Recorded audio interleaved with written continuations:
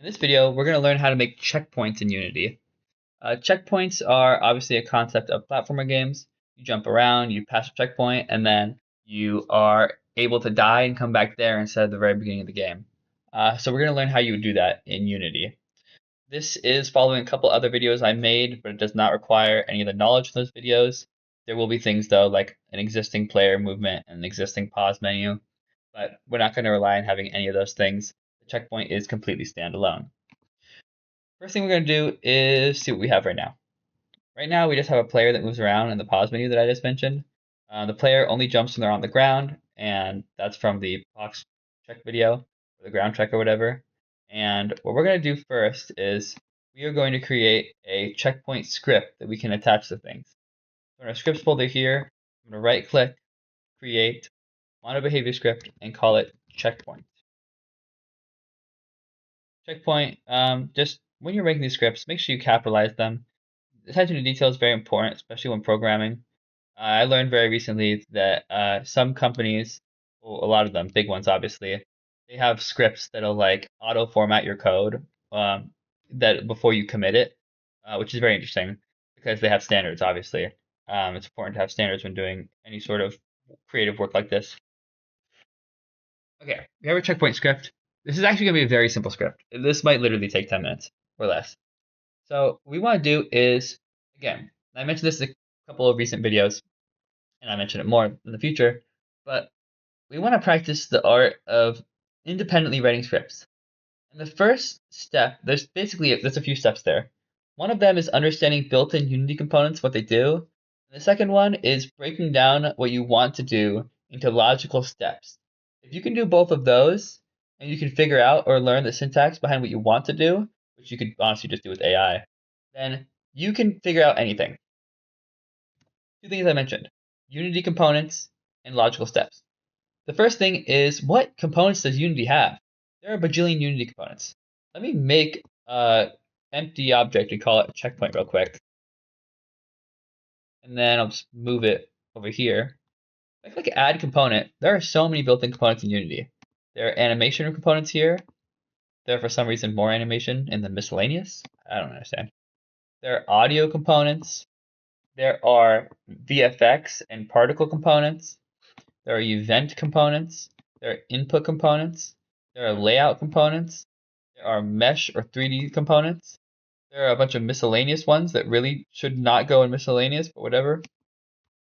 There are AI components, physics components, more physics components, whatever playables is, rendering components, the scripts you've made for your project, tile map components.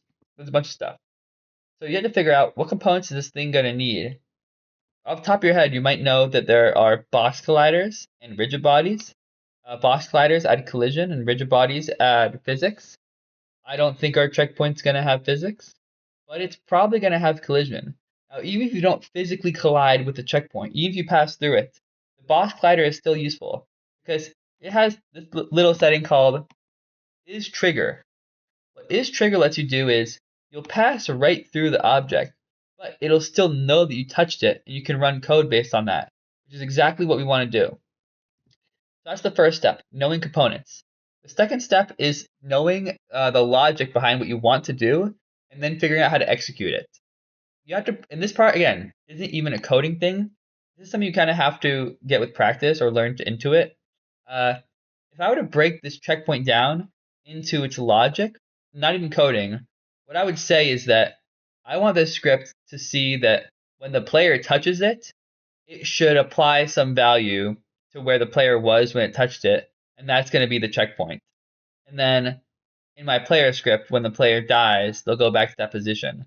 I haven't even started coding yet, but again, it's important to be able to break it down because as I break it down, I realize what I need. The first thing I said was, I need to figure out when the player touches it, and that tells me I need the box collider. So let's start there. When you add a collider to something, you want to add code to check for collision most of the time, and there are a bunch of functions there. There are the there are the on collision enter, exit, and stay functions, and there are the on trigger enter, exit, and stay functions.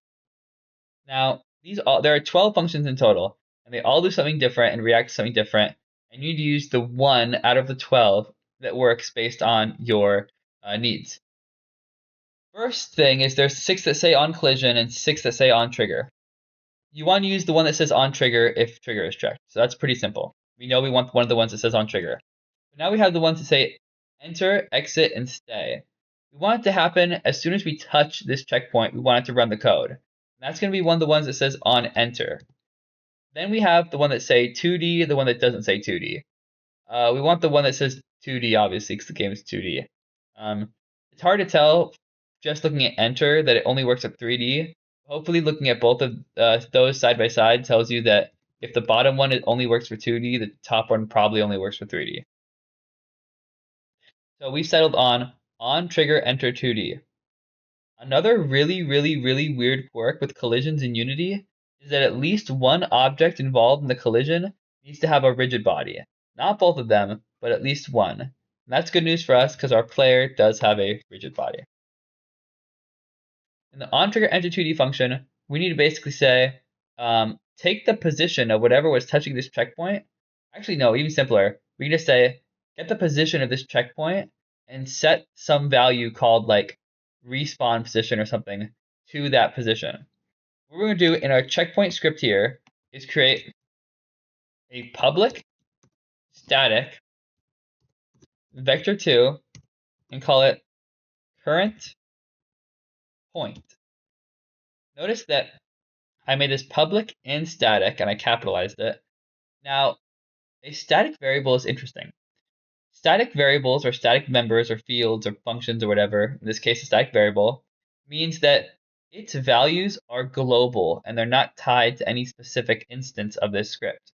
What that means is, let's say I had a dog script. The first thing you do when making a dog script is brainstorm the things that a dog is going to have. For example, when I brainstorm a player script, I have to brainstorm, well, the player is going to have a movement, it's going to have a jump, it's going to have that sort of thing, and how far is it going to move, and how fast is it going to jump, or whatever. Those are important things to know. If I made a dog script, I had to figure out variables like how big is the dog, what color is the dog, and things like that. So those are variables, obviously. Like these things define an object.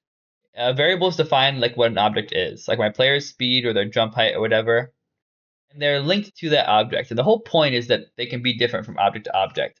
Like if I had a dog script with a fur color variable, one dog might have a white fur color, another dog might have a black fur color. They both have fur color, but they both have different fur colors, which is very helpful for generalizing things. But sometimes you want a variable that's related to the thing, but there's only one of that variable ever. For example, if I had a variable in my dog script called number of dogs, no single dog should own that variable. Like, that doesn't make any sense. A dog can have its own fur color and its own eye color or whatever, but it can't have its own number of dogs like that exist in the global world. Maybe like a number of children or something. If I had a variable that was like total number of dogs that existed, that wouldn't be tied to a specific dog. In that same way, this current checkpoint variable, this is a variable that's going to store whatever position we're going to respawn at. This doesn't belong to a specific checkpoint. This is going to just generally be related to the checkpoint. And that's what we mean by static. A static variable is going to exist within this class, but it's not going to be tied to a specific instance, which means that when I get or use the variable, I'm not going to refer to a specific checkpoint. Like if I wanted to get the player's like position, I would like say like player get component transform dot position or whatever, because that'll get the position of that specific player. But if I want to get the current point in my checkpoint script, all I do is say checkpoint dot current point, and that'll get me that variable. In my onTrigger enter 2D function, we're going to start writing now. All we're going to do is basically say current point equals transform dot position.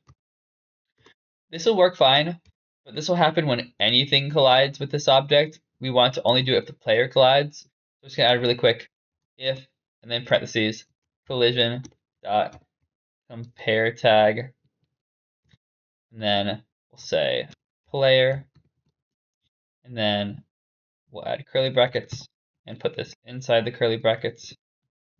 So if the thing that collides with this object has the player tag, then set the global current point value equal to this object's position. We're gonna go back to Unity now, and then we're gonna go to our player and make sure it has the player tag. Otherwise, it doesn't know it's the player.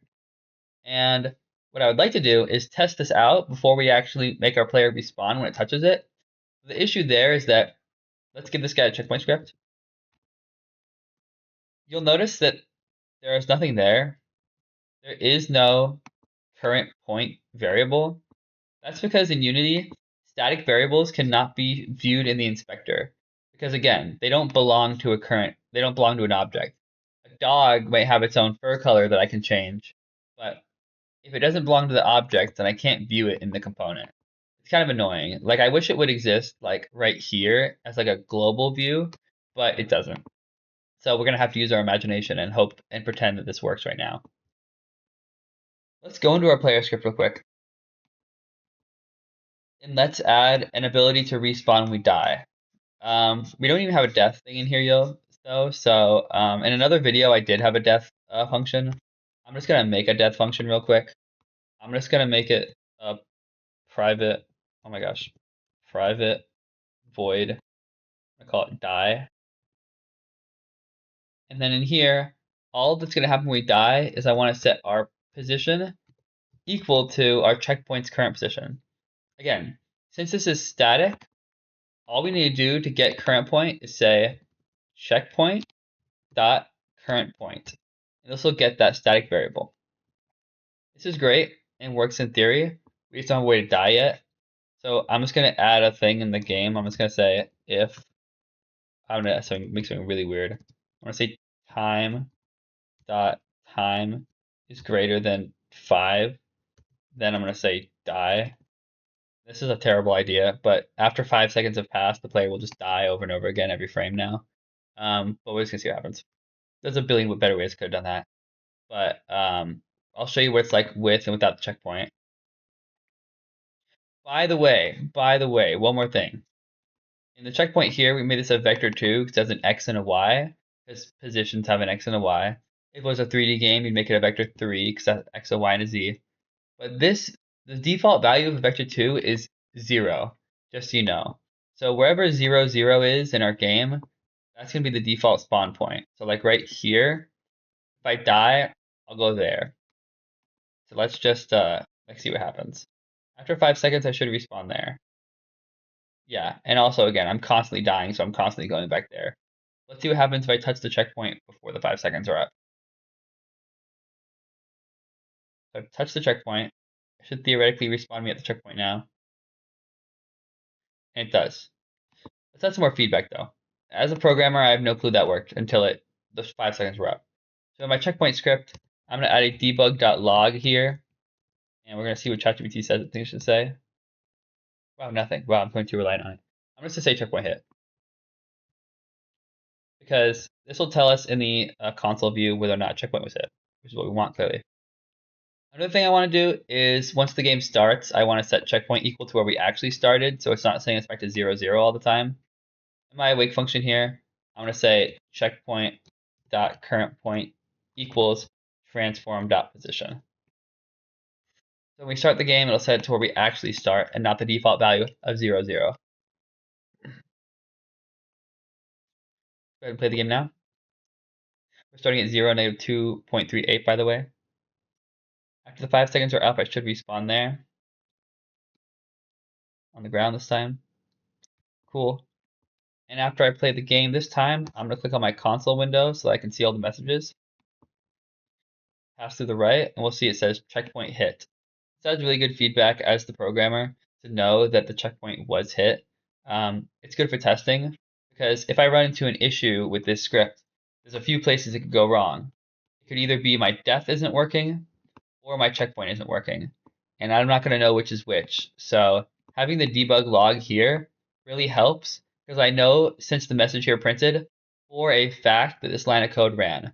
There is no universe where this happened and this didn't because they're right next to each other.